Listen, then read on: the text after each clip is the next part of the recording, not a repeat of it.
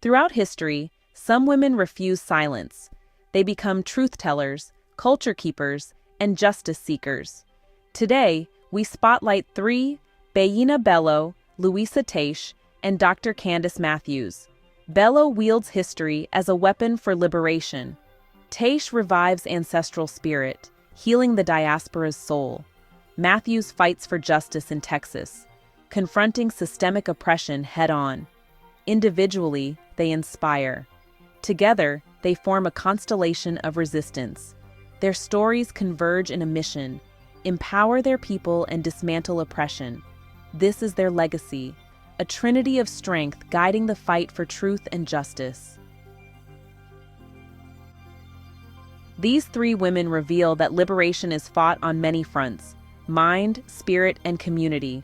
Bello reclaims history, exposing the truth of Haitian and Pan-African resilience. Teish restores spiritual heritage, reconnecting the diaspora to ancestral wisdom. Matthews transforms these lessons into direct action, challenging injustice in modern systems. Together, they offer a blueprint: reclaim history, heal the soul, and demand justice. Their combined work declares, "We define our own liberation." This is a holistic movement: truth, spirit, and action united. Bayyinah Bello's journey began in Haiti, stretched to Liberia, and spanned continents.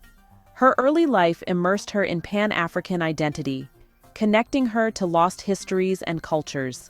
Studying in Africa, she reclaimed language and heritage, forging a bridge between Haiti and the continent.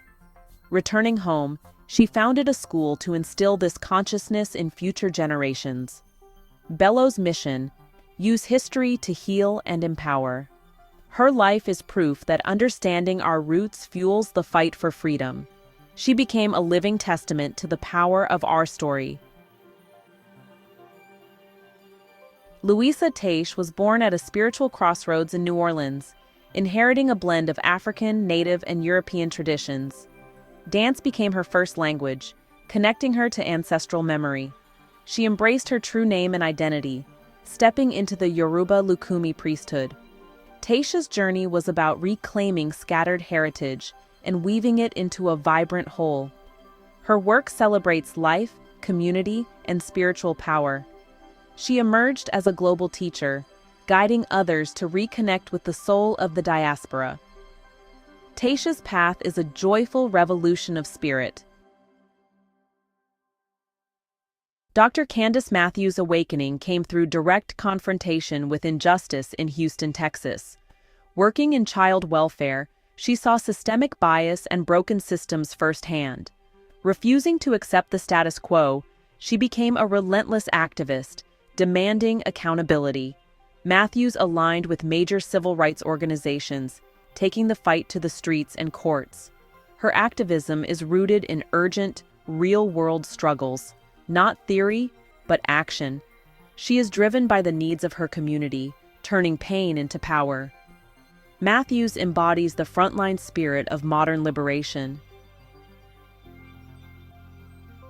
Bayyinah Bello's movement is a revolution in education, reclaiming our story to empower Black people through self-love, ancestral reverence, and intellectual decolonization.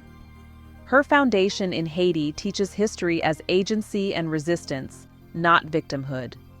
By connecting Haiti, Africa, and the diaspora, Bello builds unity and awakens a new generation of liberators. Luisah Teish builds a sanctuary for the soul, rooted in Yoruba Lukumi tradition. Her book, Jambalaya, became a sacred text for seekers, an invitation to reclaim ancestral spirituality. Through rituals, dance, and community, Teish empowers Black women to heal, celebrate, and reconnect with earth-based wisdom. Her movement is both spiritual and political, fostering resilience, joy, and unshakable identity in the face of oppression. Dr. Candice Matthews builds the front line. Her movement is a direct, confrontational fight for justice in the here and now. She organizes protests, files complaints, and calls out misconduct, making it impossible for those in power to ignore injustice. As a foster adoption agency director, her activism fiercely protects children's rights, giving her movement moral authority. Dr. Matthews empowers communities to fight back, connecting local struggles to a national civil rights agenda. Bayyinah Bello, Luisah Teish, and Dr. Candice Matthews are united by a mission: empowering Black communities from within. Each uplifts through intellect, spirit, or activism, nourishing minds, healing souls, and arming the activist. Their shared commitment builds power from the ground up, forging a future where liberation is inevitable. These three women are guardians of the future, reclaiming Black identity so the next generation inherits strength, not subjugation. They plant seeds for a future where Black children know their greatness and roots. Together, they create a proud history, resilient spirit, and fearless commitment to justice for the next generation. When we look at Bayyinah Bello, Luisah Teish, and Dr. Candice Matthews together, what emerges is a powerful archetype: the modern Nubian queen. This is not a title of inherited royalty, but one earned through service, wisdom, and unwavering courage. They embody a trinity of leadership that is essential for a holistic liberation movement. They represent the scholar queen, the priestess queen, and the warrior queen. Each facet is powerful on its own, but together they form a complete and formidable model of Black female leadership. This archetype is a living answer to the question of what it takes to lead a people toward true freedom in the 21st century. Bayyinah Bello is the scholar queen. Her domain is the mind, and her weapon is truth. She reigns from a throne built of historical archives and oral traditions. Like the ancient queens of Kush, who were guardians of knowledge and builders of empires, Bello builds a nation through education. Her leadership is intellectual and foundational, providing the ideological clarity that fuels the revolution.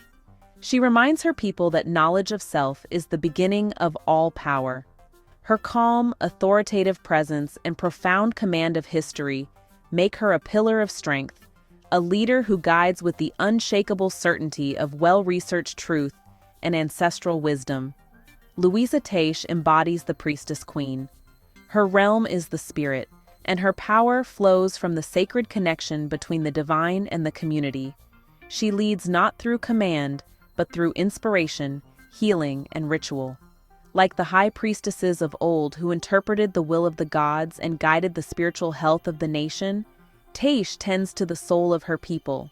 She creates sanctuaries of joy and belonging, reminding them that their spiritual practices are a source of immense power.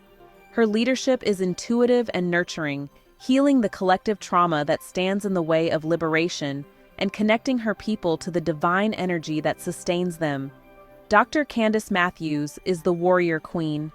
Her court is the front line, and her scepter is direct action. She leads with strategic audacity and a fierce, protective love for her people. Like the warrior queens who defended their lands against invaders, Dr. Matthews confronts the modern-day armies of systemic injustice head-on. Her leadership is bold, pragmatic, and action-oriented. She does not wait for justice to be granted. She organizes her battalions and fights for it in the streets and the courts. She translates the intellectual clarity of the scholar queen and the spiritual fortitude of the priestess queen into tangible victories, demonstrating that power must ultimately be asserted and defended. Why would a government see a historian, a priestess, or a child advocate as a threat? Because the most powerful form of control is the control of the narrative. Bayyinah Bello, Luisah Teish, and Dr. Candice Matthews disrupt official stories, awakening minds and challenging authority. Their work inspires people to question, resist, and demand accountability, a government's greatest fear. Promoting indigenous knowledge. Teish is a leading figure in preserving and teaching Afro-diasporic spiritual cultures. Totalitarian regimes often seek to erase indigenous cosmologies, folklore, and alternative systems of thought, to enforce ideological conformity. Throughout her career, she has been a vocal activist for women's empowerment, racial equity, and ecological preservation. The government would likely view this grassroots organizing and decolonial advocacy as subversion. Her work often champions eco-feminist frameworks, advocating for the protection of nature against corporate and state exploitation. This philosophical stance inherently challenges the unchecked extraction of resources, often favored by powerful ruling classes. Ultimately, her emphasis on spiritual autonomy, bodily agency, and communal healing stands in direct opposition to the homogenization of society that such a government would demand. The government or foreign entity prioritizing neo-colonial control, strict Eurocentric policies, or status quo stability in Haiti, want Professor Bayyinah Bello removed from her position of influence because her life's work directly opposes these interests. Professor Bello's central mission is to teach our story, rather than history, through a Eurocentric lens. By educating people on how Haiti's wealth, including historical gold reserves, was systematically extracted by foreign powers like the United States, she fosters systemic distrust toward traditional foreign aid models and external political interventions. Through her foundation, she actively works to replace westernized education systems in Haiti with an indigenous, self-reliant model. Governments that rely on soft power diplomacy, foreign NGOs, or cultural hegemony to maintain influence often view such educational autonomy as a threat to their long-term foothold. Her deep research into Haitian voodoo and ancestral resistance frames the spiritual practices not as primitive, but as core tools of revolutionary liberation against oppression. Governments that historically used forced assimilation or religious institutionalization to control populations would view this cultural reclamation as a destabilizing force. In her lectures and books, such as Shiro's of the Haitian Revolution, she constantly reminds the public that true freedom belongs to those who fight for it, explicitly highlighting the role of everyday citizens, women, and mothers. A governing regime dealing with civil unrest or trying to enforce unpopular top-down rule would find her rhetoric highly threatening, as it directly encourages grassroots organizing and civil resistance. Ultimately, while Professor Bello is a humanitarian and academic, rather than a militant political dissident, her weapon of choice is radical truth-telling and mental liberation. For any regime, local or foreign, that relies on the psychological subdual and historical amnesia of a population to maintain control, an intellectual figure of her stature is always considered a dangerous variable. As an aggressive Houston-area civil rights activist, the National Minister of Politics for the new Black Panther Nation, and an accountability chair for the Texas Coalition of Black Democrats, her public work directly targets state systems. Local government bodies, police unions, and the judicial system frequently view her as a highly disruptive adversary. Why specific government factions want her neutralized politically. She routinely targets the local judiciary, holding press conferences and filing formal complaints with the Texas State Commission on Judicial Conduct. She has aggressively campaigned to debench Harris County judges, accusing them of ethics violations, changing names to hide legal sanctions, and abusing judicial power. Local courts would highly prefer her legal pressure to disappear. She uses public forums to accuse local government officials of mismanaging taxpayer funds. For example, she filed a federal lawsuit against Prairie View City Council members, publicly alleging they used city funds for personal luxury purchases, disrupting local governance. Her anti-police brutality campaigns have put her in direct conflict with law enforcement groups like the Houston Police Union, which has publicly rebuked her tactics, stating she creates deep community divisions. She heavily targets the Texas Department of Family and Protective Services, DFPS, and Child Protective Services, CPS, accusing the state of covering up severe child neglect and abuse. While the government acts as her political opponent, the most severe threats to her life have come from anonymous civilian actors, not the state. In 2024, the Harris County Sheriff's Office launched an investigation after a literal noose and a racist, life-threatening letter were left in her mailbox, warning her to stay out of our business with DFPS. Ultimately, her aggressive brand of activism makes her a target for legal pushback, political counter-strategies, and public smear campaigns from opposing local factions. But systemic or government-sanctioned elimination remains strictly in the realm of conspiracy theory. Building outside the system means creating independent power. Bello, Teish, and Matthews empower communities to rely on themselves, not failed systems. After Haiti's earthquake, Bello's group helped locals rebuild on their own terms, showing the community holds its own solutions. Teish builds spiritual strength, forming tight-knit groups that support each other beyond government reach. Matthews teaches citizens to demand justice, creating people-powered change that can't be ignored. The greatest threat these three women pose to unjust power is their ability to foster unity.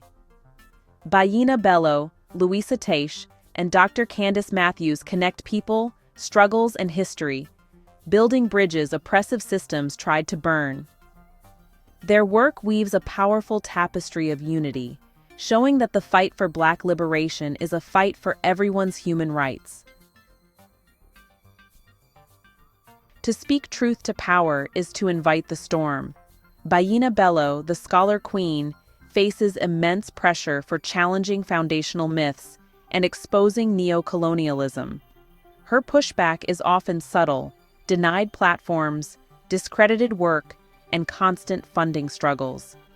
Yet she stands firm, rooted in research and conviction, inspiring a new generation of Haitians to reclaim their history and dignity. Dr. Candice Matthews faces relentless public attacks for her activism, legal battles, media scrutiny, and personal smears. Regulatory bodies target her foster care agency, searching for any infraction to silence her. Yet, Dr. Matthews stands strong, turning every attack into proof her fight matters and refusing to be silenced. We have walked the paths of three extraordinary women: Bayyinah Bello, Luisah Teish, and Dr. Candice Matthews. Their stories form a living legacy of Nubian leadership, reclaiming minds, healing souls, and empowering justice. They are not just history, they are a call to action, lighting the way for a new dawn of hope and unity. This story does not end here. The work of these three titans is not meant to be simply admired from a distance. It is a call to each of us. It is an invitation to pick up the torch and become a part of this unfolding story of liberation. You may not be a historian, a priestess, or a frontline activist, but you have a role to play. The legacy of these women is the understanding that power is not concentrated in the hands of a few, but distributed among the many. The question they pose to us is not if we will act, but how.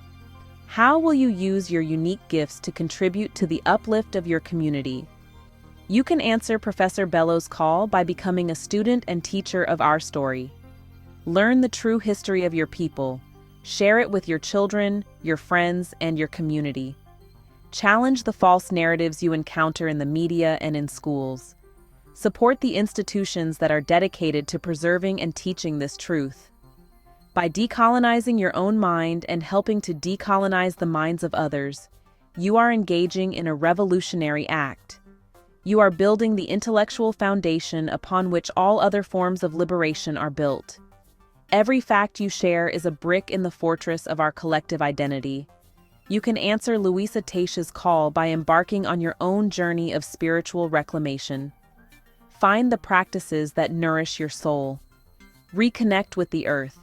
Create rituals that bring you joy and a sense of peace. Build a community of care around you, a sanctuary where you and others can heal and grow strong.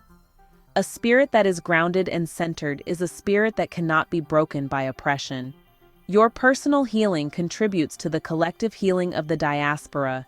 Your joy is an act of resistance. Your inner peace is a weapon against a system that thrives on our chaos and despair. Finally, you can answer Dr. Candice Matthews' call by taking action in your own neighborhood. You do not have to lead a protest to be an activist. You can attend a city council meeting. You can support local candidates who fight for justice. You can volunteer for an organization that protects the vulnerable. You can use your voice, your vote, and your resources to demand accountability. Start where you are, with what you have. Learn from the example of these frontline warriors. Be bold, be resilient, be a champion for justice, a keeper of history, and a guardian of freedom for the generations who will follow in your footsteps.